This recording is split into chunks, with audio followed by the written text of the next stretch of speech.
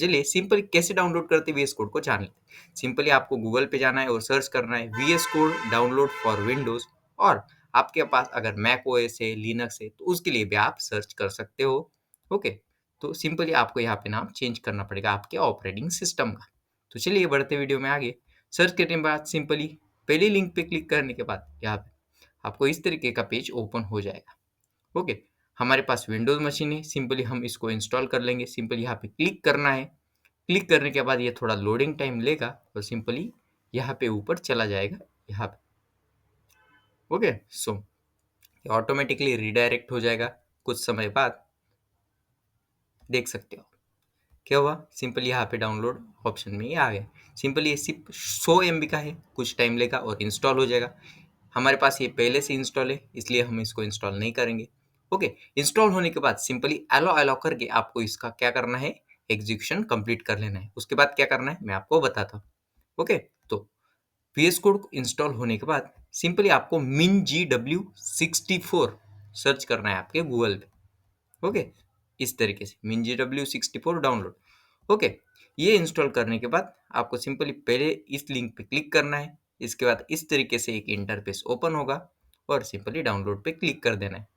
जैसे कि VS code आपका गया यहाँ पे इंस्टॉल होने के लिए, वैसे ही ये भी कुछ समय लेगा और यहाँ पे आ जाएगा इंस्टॉलेशन के जगह पे। तो आप देख सकते हो ये क्या ले रहा है, ये थोड़ा समय ले रहा है क्योंकि यहाँ पे भी ये टाइम ले रहा है। देख सकते हैं 5 सेकंड का टाइम आ गया और अब ये चला जाएगा यहाँ पे।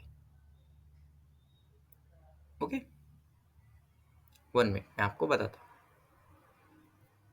ये देख सकते हो आप, आ गया।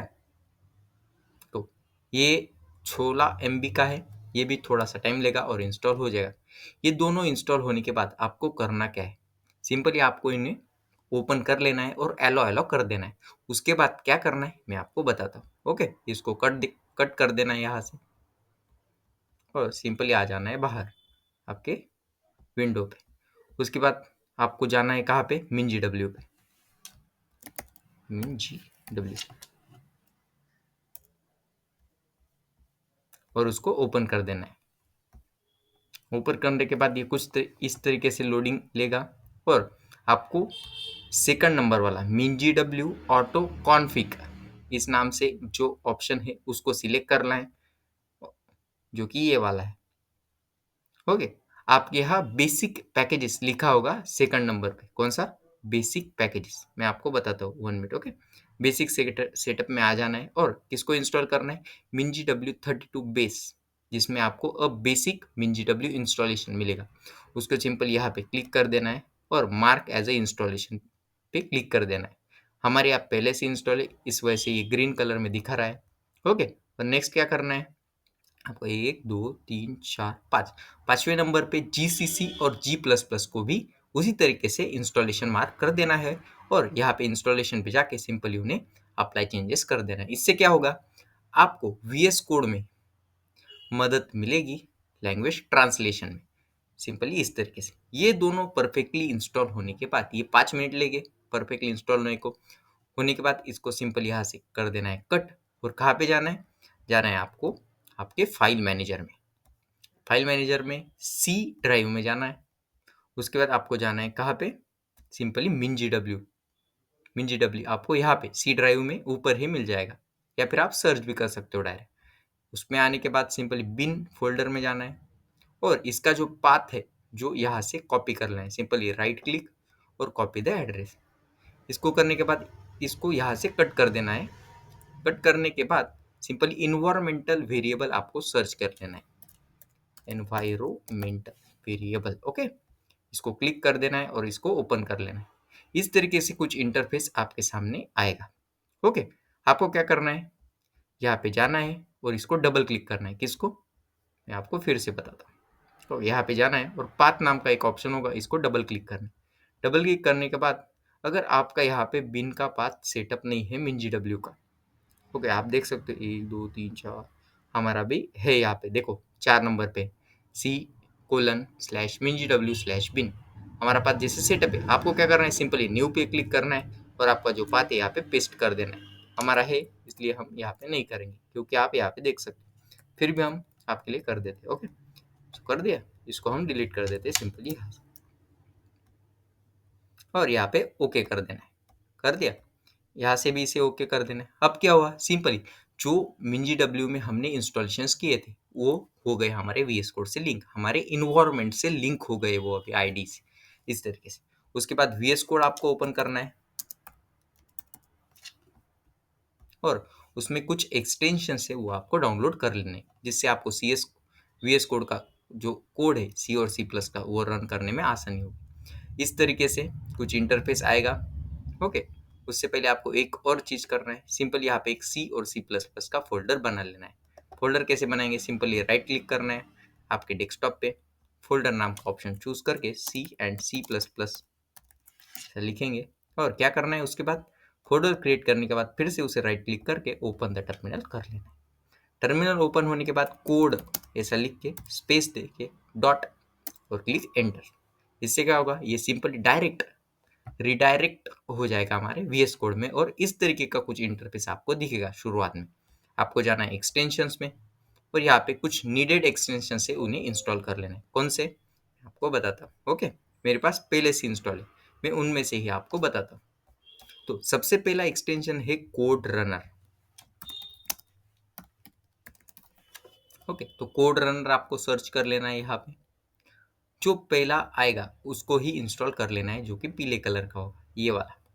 ओके, ये वाला जो कोड रनर है ये आपको लगेगा, क्यों, C और C++ का कोड रन करने के लिए, जो कि यहाँ पे आएगा इस तरीके से इंस्टॉल होने के बाद।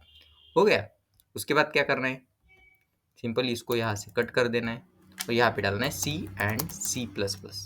यहाँ पे PP भी आप डाल सकते हो, CPP। ओके, इसके बाद ये थोड़ा सर्च लेगा, टाइम लेगा। ओके, और आपको क्या करना है फिर मैं आपको बता देता हूँ। ये जो एक्सटेंशन है C और C++ पैक एक्सटेंशन पैक, इसको इंस्टॉल कर लेना है। इससे आपको कोडिंग में थोड़ी आसानी हो जाएगी। तो इस तरीके से ये दो चीज़ों को आपको इंस्टॉल कर लेना है। ओके, वो दो चीज़ें होने के बाद सिंपली आपको जाना है आपके सेटिंग्स में, यहाँ पे सेटिंग्स में यहाँ पे आ गए, यहाँ पे सर्च करना है आपको code runner. Code runner search करने के बाद सिंपली पूरा नीचे जाना है यहाँ पे, और यहाँ पे जो भी ऑप्शंस दिखेंगे ये बॉक्स वाले, इनको सिंपली क्लिक कर देना है यहाँ से, ऐसे जैसे कि मैंने करके रखा है। इससे क्या होगा, आप यहाँ पे जब क्लिक करेंगे तो वो जाएगा MinGW पे हमारे कोड को ट्रांसलेशन करने के लिए, और जो हमारी फाइल है C और C++ की, उसको एक डॉट फाइल में कन्वर्ट कर देगा, 0101 वाली हमने जैसे कहा था, और उस फाइल को वो सिंपली सिर्फ एग्जीक्यूट करेगा, जिससे क्या होगा, हमारा काम थोड़ा फास्ट हो जाएगा, और हमारा जो कोड है वो ऑटो सेव भी होने लग जाएगा कुछ समय बाद। तो इस तरीके से आपको करना है क्या, आपका सेटअप। तो यहाँ पे क्या करना है, ये जो सब बॉक्सेस है नीचे वाले, इनको कर देना है क्लिक, ऐसे एलो। ओके, ये दो बॉक्सेस छोड़ के उसके बाद इसको कर देना है। ओके, तो ये जो सब बॉक्सेस है इनको आपको एलो कर देना है आपकी ओर से। उसके बाद ये आपका कोड परफेक्टली रन होगा, तो हम आपको बता भी देते हैं। सिंपली एक नई फाइल क्रिएट कर लेंगे, कौन सी, main.c कर देते हैं। आ गया, तो एक कोड भी आपको लिख के बताते हैं, इंक्लूड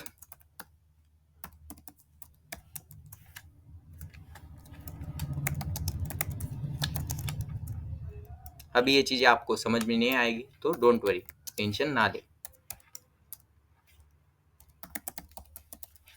इसी पे आपको समझने के लिए बता रहा हूँ कि कोड ऐसे रन हो जाएगा ये चीज़ें करने के बाद।